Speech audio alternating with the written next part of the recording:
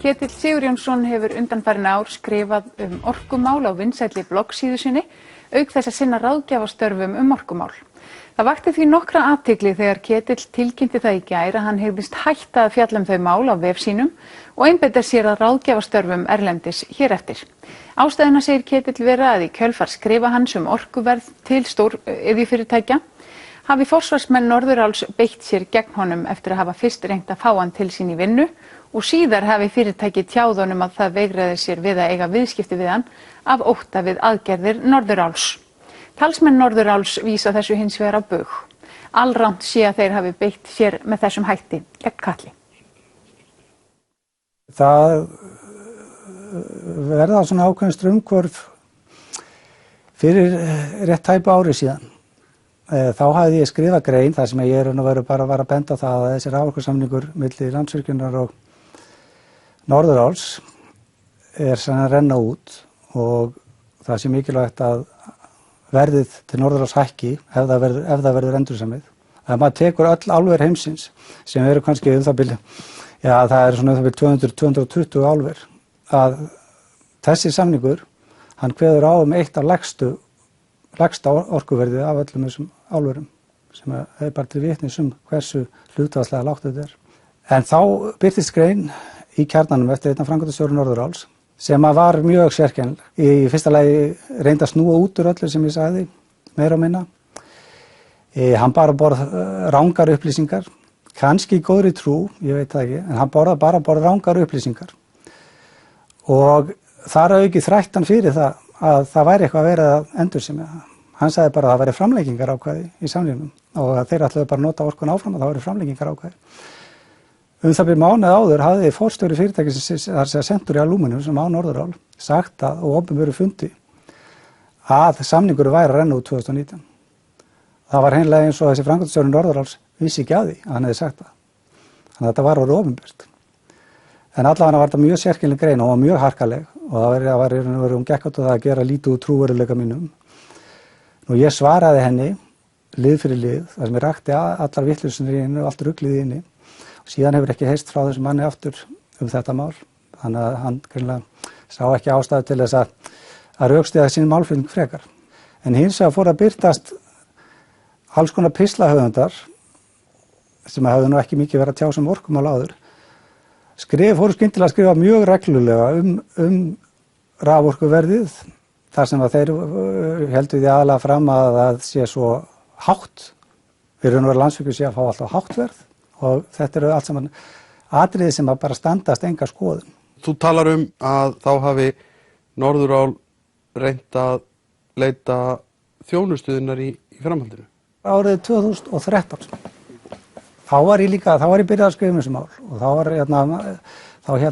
var haldið út Silfur Egils og ég var stundum beðinn að koma í Silfur Egils og fjalla orkumál þar og ég held að verið í framhaldi af einum slíku þætti sem að framkvæmdastjóri á Norðuráli hafði samband við mig og í eða því að sagði það reynt út að þeir væru áhugasamir að fá ákveðnar upplýsingar hjá mér og ég fór á hans fund og talaði við hann og þetta raun og veru, ég ætla að fara að rekja það sem var nú svo sem bara 2 manna tal en að þá voru þeir í raun og veru skyndilega áhugasamir það að ég fara að vinna fyrir það eitthvað tiltekið verkefni. Þarf það að vera óeðlilegt? Nú ertu með sérþekkingu í þessum málum að því þú segir að lesendur getur sjálfur velt sér fyrir hvað lá þar að baki. Þau kaup voru reyndar ekki í boði af minni hálfu. Þannig að við spilum beint út hvort það átt að kaupa þig.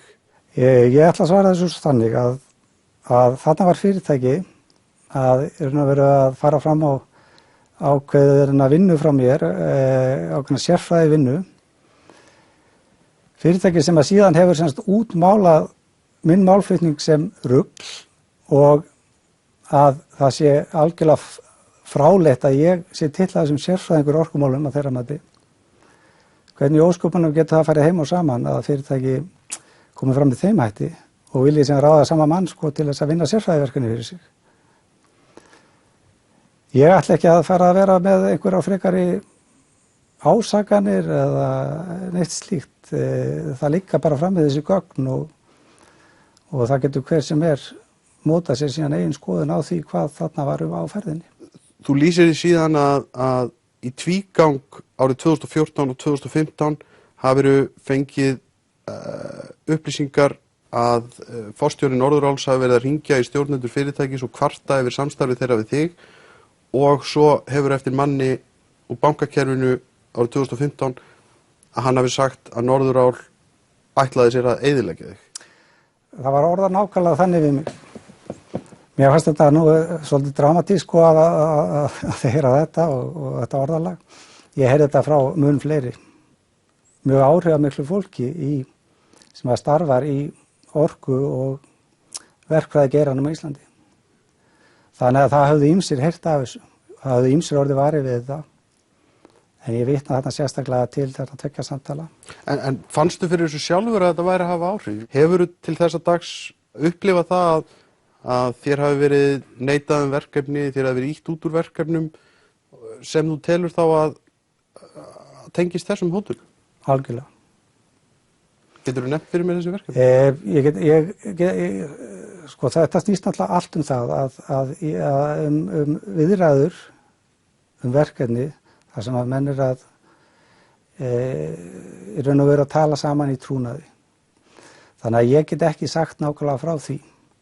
En ég get hins vegar sagt að ég upplifði það mjög sterkt og ég upplifði það meira að segja eitt af stærstu fyrirtækjunum í þessum, við skulum segja orku og verkfræði bransa á Íslandi vildi hafa samstarfs við mig. Það vildi ganga til samstarfs við mig ákveðna kynningu á orkumálum. Það átti að setja fram í raun og veru ákveðið leikrit svo að þeir gætu sýnt fram á það að þeir væru ekki að kaupa af mér þjónustu. Heldur að þeir væru að kaupa mér auglýsingar á viðkomandi kynningavef. Og þeir sögðu mér það að þeir yrðu að hafa þetta svona ef að Norðurál færi að gera einhver athugasemd við þetta. Að þeir væru í viðskipti við mig. Ég veit ekki nákvæmlega hvaða samskipt þeir áttu við Norðurál, en þeir greinilega bjuggust við því að ef þeir myndu eiga viðskipti við mig, þá myndu þeir fá hringingu frá Norðuráli. Geturðu sagt okkur hvaða fyrirtæki þetta er? Nei, því miður get ég ekki sagt það, því að það fyrirtæki það talaði við mig þessi mál í algjörnum trúnaði. Upplifun mín af þessu undanfarin misseri hefur verið þannig að stóriði fyrirtækin hérna þau hafa einfallega völd sem að fólk kannski almennt sé verður ekki vart við. Þau hafa það.